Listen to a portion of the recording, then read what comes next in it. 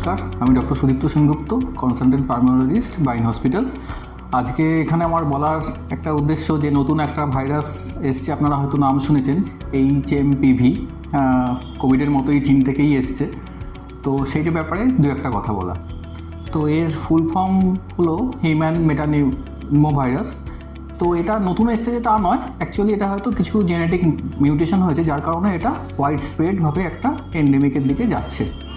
এর সিমটমও কোভিডের মতো, যে একটা জেনারেল উইকনেস, ম্যালেজ, হালকা জ্বর এবং আপার রেসপিরেটরি সিমটম লাইক একটু গলা ব্যথা, সোর থ্রোট, কাশি, এবং কিছু কিছু ক্ষেত্রে এটা ফ্যাটাল হচ্ছে, তার ক্ষেত্রে শ্বাসকষ্ট এবং বড় নিউমোনিয়া সৃষ্টি হচ্ছে।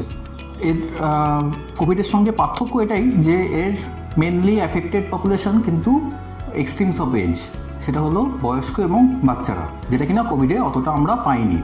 তো সেক্ষেত্রে আমাদের এই পপুলেশনকে একটু সাবধানে রাখা উচিত। এই মুহূর্তে প্যানিক করার কিছু নেই, কিন্তু খুব বড় জমায়েত এড়িয়ে চলা, পরিস্থিতির ওপর নজর রাখুন। যদি খুব বড় কোনো আউটব্রেক হয় ইন্ডিয়াতে এবং সরকারের পক্ষ থেকে নিষেধাজ্ঞা আসে, তাহলে আমরা আবার কোভিডের যে রেস্ট্রিকশানগুলো সেগুলোতে ফিরে যাব। মাস্ক পরা, একটু দূরত্ব বজায় রাখা, পরিষ্কার পরিচ্ছন্নভাবে হাত ধোয়া, এই ধরনের জিনিস।